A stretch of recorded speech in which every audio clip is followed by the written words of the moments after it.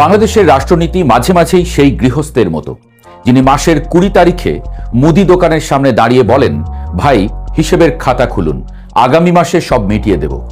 দোকানদার হেসে খাতা বাড়িয়ে দেন বটে, কিন্তু সঙ্গে ডাল, তেল, চালের দামটাও একটু বাড়িয়ে দেন। আন্তর্জাতিক অর্থ তহবিল অর্থাৎ IMF এর সঙ্গে বাংলাদেশের বর্তমান সম্পর্কটাও অনেকটা সেই জাতের।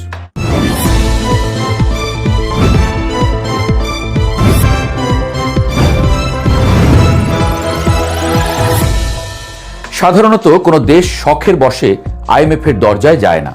যে যায় সে যায় অভাবের তাড়নায়, রিজার্ভের ঘাটতিতে, বৈদেশিক মুদ্রার চাপে, অথবা এমন এক অর্থনৈতিক সন্ধিক্ষণে। 2023 সালে ঠিক সেই অবস্থাতেই তৎকালীন সরকার IMF এর কাছে হাত বাড়িয়েছিল। $4.7 বিলিয়ন ঋণ চুক্তি হয়েছিল। পরে 2024 সালের আগস্টে রাজনৈতিক পট পরিবর্তনের পরে অন্তর্বর্তী সরকারের সময়ে আরও $800 মিলিয়ন বাড়ানো হয়। সব মিলিয়ে চুক্তির পরিমাণ দাঁড়ায় আরও বড়। এখন পর্যন্ত বাংলাদেশ প্রায় $3.64 বিলিয়ন পেয়েছে। কিন্তু মজার কথা হলো, ঋণের গল্প এখানেই শেষ নয়, বরং এখানেই নাটকের দ্বিতীয় অঙ্ক শুরু। কারণ 2023 সালে শুরু হওয়া চলমান ঋণ কর্মসূচির ষষ্ঠ কিস্তির টাকাই এখনো আটকে আছে। গত ডিসেম্বরে সেই অর্থ পাওয়ার কথা ছিল। পরে আলোচনা উঠল ষষ্ঠ ও সপ্তম কিস্তি একসঙ্গে ছাড় হতে পারে। জুনের মধ্যে $1.3 বিলিয়ন অর্থাৎ $130 কোটি পাওয়ার কথা ছিল। কিন্তু ওয়াশিংটনে বৈঠক করেও জট কাটেনি। অর্থমন্ত্রী আমির খসরু মাহমুদ চৌধুরী ফিরে এসেছেন, কিন্তু ডলার এখনো বিমানে চড়ে ঢাকায় নামেনি। এই অবস্থাতেই নতুন খবর, বাংলাদেশ আবারও IMF এর কাছে প্রায় $2 বিলিয়ন নতুন ঋণ চাইছে। শুধু তাই নয়, বিশ্বব্যাংকের কাছ থেকেও $1 বিলিয়ন চাওয়া হয়েছে। ওয়াশিংটনে বিশ্বব্যাংক ও IMF এর সঙ্গে বৈঠকে এমন প্রস্তাব দেওয়া হয়েছে বলে অর্থ মন্ত্রণালয়ের কর্মকর্তারা ইঙ্গিত দিয়েছেন। যদিও সরকারি কণ্ঠ এখনো সাবধানী, কারণ পর্দার আড়ালের আলোচনা শেষ না হলে প্রকাশ্যে কেউ মুখ খুলতে চায় না। রাষ্ট্রের অর্থনীতিতে অনেক সময় সত্য কথাও লাজুক কোণের মতো শোনায়। সবাই জানে, কিন্তু মুখে কেউ আনে না। এখানে প্রশ্ন উঠতেই পারে, চলমান কর্মসূচির টাকা যখন আটকে, তখন নতুন ঋণের কথা কেন? অর্থনীতিবিদদের অনেকে বলছেন এর পেছনে মূল কারণ হলো জ্বালানি ব্যয়। ইরান যুদ্ধের কারণে জ্বালানির আন্তর্জাতিক বাজারে চাপ বেড়েছে।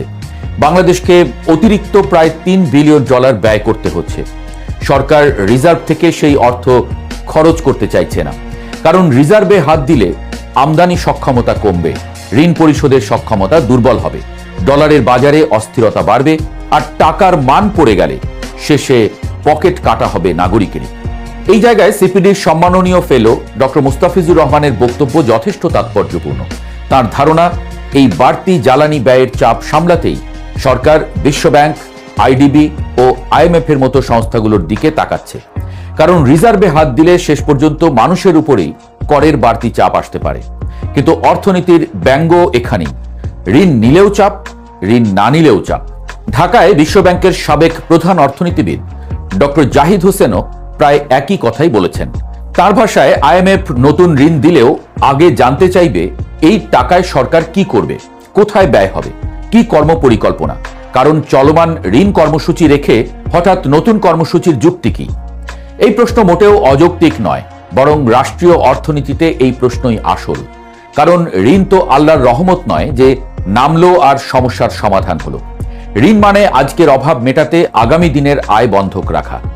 এখন আসা যাক আসল কাঁটায়। IMF এর ঋণ মানে কেবল টাকা নয়, সঙ্গে শর্তও আসে।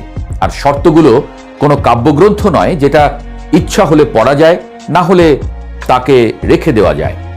IMF এর মূল কথা খুব পরিষ্কার, ভর্তুকি কমাও, কর জাল বাড়াও, রাজস্ব ব্যবস্থায় সংস্কার করো, ব্যাংক খাতে শৃঙ্খলা আনো, কর ছাড় কমাও, প্রয়োজন হলে কর বাড়াও, বিনিময় হার বাজারের বাস্তবতার সঙ্গে মিলিয়ে দাও।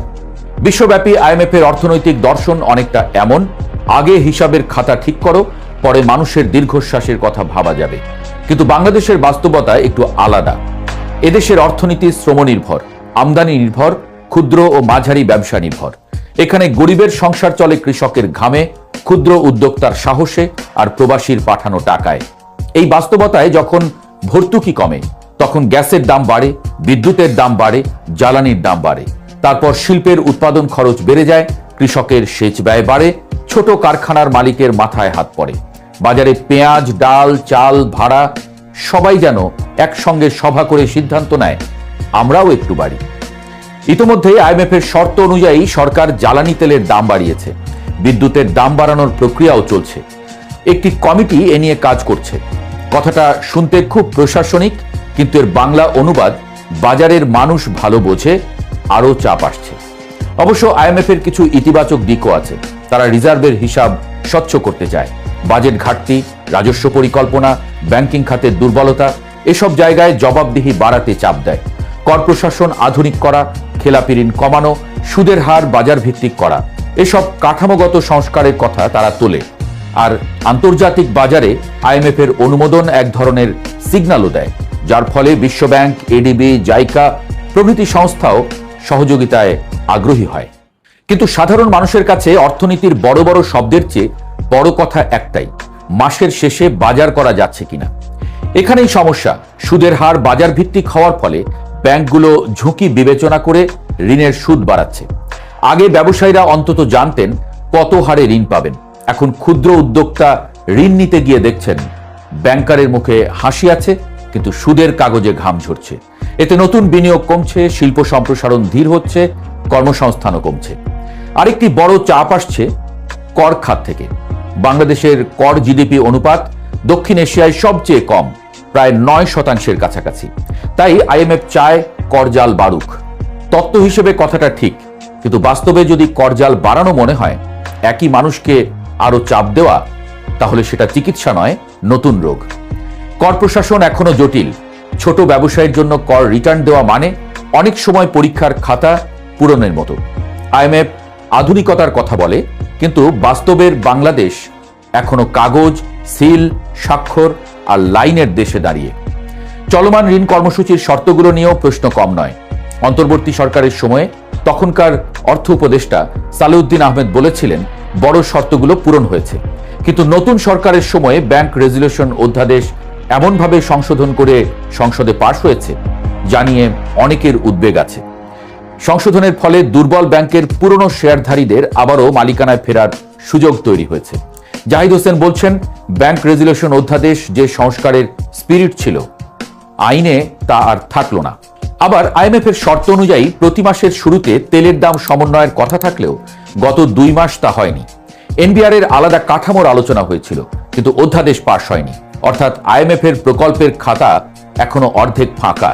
এই অবস্থায় সরকার যদি নতুন ঋণ আনুষ্ঠানিকভাবে চায়, আইএমএফ যদি তাতে রাজি হয়, তাহলে কি জনজীবনের চাপ আরো বাড়বে?